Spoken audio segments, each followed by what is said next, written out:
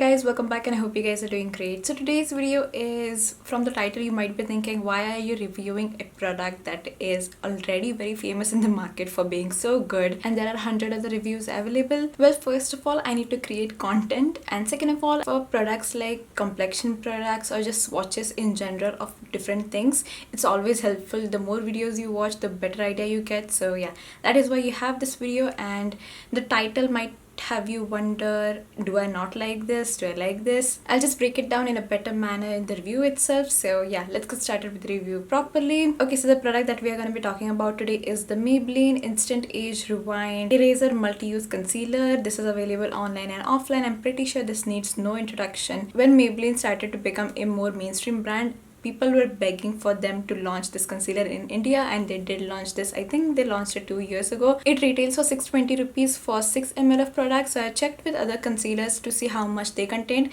Most of them contain anywhere from 6 ml to 8 ml, so this seems like a pretty average quantity. And the pricing in a way can be mid-range for some people, can be affordable for some people, and can be expensive for some people. But yeah, for me, I would consider it a little mid-range. I got it on discount from Amazon for 430 rupees, so it was 35% discount or something. Got it, and I'm fine with paying 400 rupees for this particular product. The shade that I have is 144 Caramel. Let's talk about the details now. So the packaging, it comes in this sort of packaging, and you might be thinking it looks a little different. That's because it used to have a sponge over here. It comes in an airless pump. The best part about this packaging is you can use up all of your product and you don't have to scoop and just try to move your wand around as you would do with other concealers. So you just click it, and yeah, I'm not gonna do it anymore because there is already product coming out of it and I do not have any purpose for it as of right now. So yeah, you just click it around and it comes out. So the first time I actually tried this, the reason why I ripped apart the sponge is because I clicked a lot and you could literally see the bar go lower, but there was no product coming out. I knew nothing was wrong, but at the same time I was like, this is taking way too much of my time. I still used it, and whenever I applied it with the sponge applicator on, it did not apply enough product. So I was always scared because I was feeling like I was using a lot, but then nothing was coming on my face, so it was getting a little annoying. So I used this product with a sponge for a week, and then I just ripped it apart, and this is convenient for me. Would a sponge applicator be better? Yeah, sure. But if the sponge applicator is making me nervous all the time about using up the product and it isn't gathering up the amount of product that I would personally use, I feel like it's just better to not have it. I'm not sure if they specified what the sponge is made up of, like is it antibacterial. They said the lip gradations were antibacterial, but I personally saw fungus grow on it with my own eyes, so I ripped that sponge apart too. So yeah, that's a lot of detail for the packaging, but just everything that you wanted to know. Let's talk about the shade range. So internationally there are 18 shades available for this, and in India there are only 10. I do not understand why brands do it, because this is one of the best selling products that Maybelline offers in India, and I'm pretty sure a broader shade range would be only helpful and help them sell more. And also 10 shades is a good shade range in my opinion, considering the other brands. But then deeper skin tones do not go as deep as Indian skin tones go. So deeper skin tones, I think after this there are like 2 deeper shades, and that is not enough at all. This shade in particular is said to be the best for NC44 skin tones. I am NC44, leaning into NC43, like a little lighter than NC44, so I thought I would go for this. And for me, honestly, this isn't the best shade match when it comes to concealer. I like my concealer to be slightly lighter than my skin tone.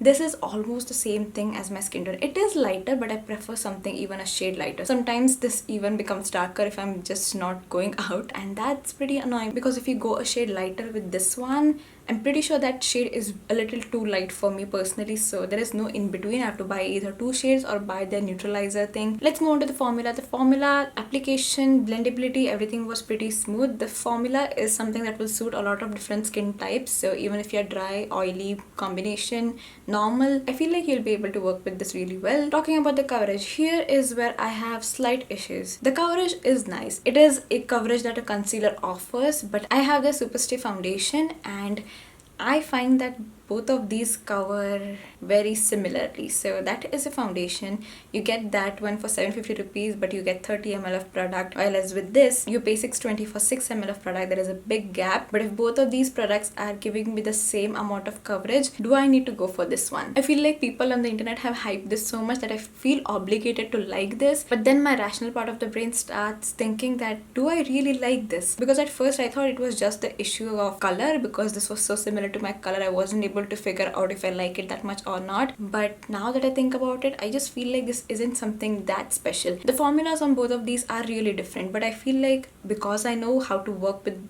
that foundation, I've used it for like 2 years now, it is difficult to work with than this is. But because I know how to do it, do I feel like this is a good part of my collection, or do I feel the need to have this in my collection? I don't think so. But yeah, just something to keep in mind. If you're not able to find your shade in this, try the Superstay foundation. Again, the formulas are different. If you want me to make a smaller video about comparing these two, let me know. I will do that. In the demo section, I have applied both of these on two parts of my face, like half and half, so it will be a better representation. So wait for the demo section. Also, as a concealer, once you let it set, so at first it will crease, but once it dries down a little bit, try to blend it out a little bit more, and then you will find that it doesn't really crease that much. Does it crease? Slightly, yeah. If you have even more lines underneath your eyes or the areas that you've applied this in, it's gonna crease, but I find that it does set down really well, at least what I expect from a concealer. I feel like this does the job pretty nicely. I would still suggest applying a powder, but if you do not have a powder, or if you are not a person who likes to set their concealer with a powder, it might take some time, but it will set down. So that also becomes a pro and con. It sets down, but do you really have the time to let it set down? If you are just in a hurry and want to put some concealer on, set it with a powder. Coming on to the staying power, this does last on me really well. So if you're an office going person, need something that goes 5 to 9, this would be amazing. So yeah, you do not have to worry about the staying power. Transferability, once you set it, it's not gonna transfer, but if you have it just on your skin without setting it, it will transfer a little. Also, this is waterproof. You need oil to break this down. So yeah, that's another plus point. And now I'll insert the demo section, and then we'll talk about the pros and cons. Hopefully you guys will be able to figure out what I mean when I say it compares well with the Superstay foundation after you watch the demo. So yeah, cue that right now.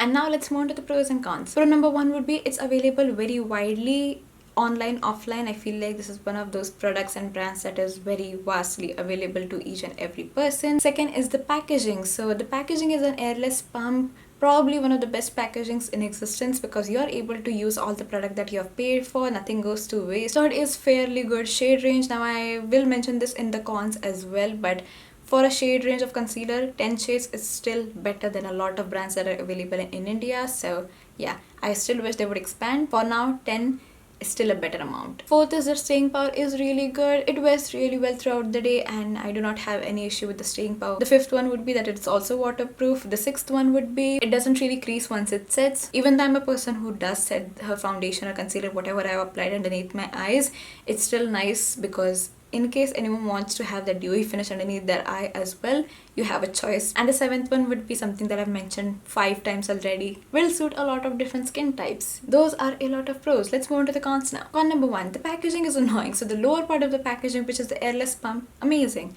The sponge tip applicator, I would prefer the brush on the Illegal Pro Concealer, which people hate, over the sponge. The second con would be the shade range. Even though it's big, it's not enough. And that mainly puts people with darker skin tones at a disadvantage, makes me feel weird. And the third one is it didn't blow my mind. So this isn't a con specifically, but I had another product that I could compare the coverage with. So my expectations that I had for this product, which was to have the best concealer that I've ever tried in my life, were not met with. It's still a good concealer, but I will tell you right now that whenever I have to leave my house, even if it's not immediate and I know I want to look good, this is not the concealer that I pick up. Once this finishes up, chance of me repurchasing this is very low. If this is your holy grail, amazing. I'm glad you have your favorite concealer. Is it better than a lot of other concealers that I've tried? Absolutely. Is it the best thing that I've ever put underneath my eyes?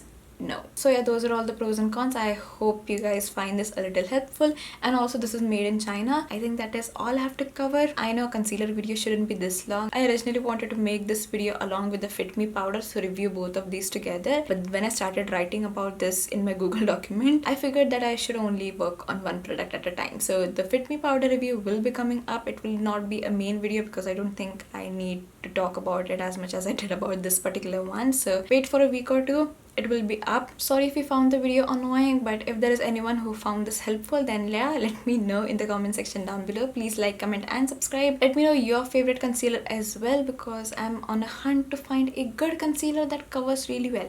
This is not bad, okay? This is fine. I'm just being dramatic about it. But if there is anything that is better than this that you have tried, let me know. I would love to check it out. And I'm gonna wrap this video. Thank you so much for watching. I hope you guys enjoyed this video, and I will see you in my next one. Bye.